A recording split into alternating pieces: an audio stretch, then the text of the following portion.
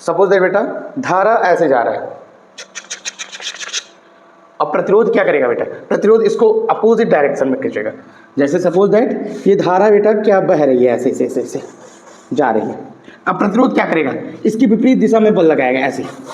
अब इनमें धक्की मुक्की धक्का धुक्की होने लगता है। अर्थात कहने का अर्थ है कि आप सभी जानते हैं बेटा इलेक्ट्रॉनों की प्रवाह होता है, किसी पदार्थ में इलेक्ट्रॉनों की प्रवाह होगा।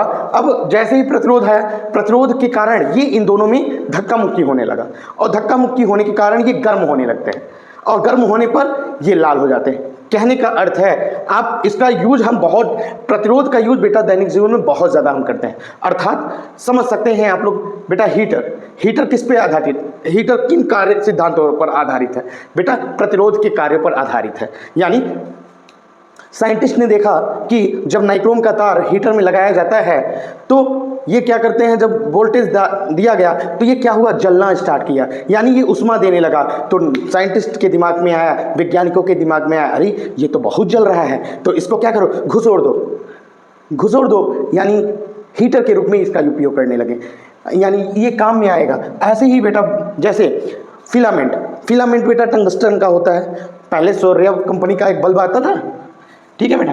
अब इस बल्ब में क्या लगा होता था ये टंगस्टन का फिलामेंट ना।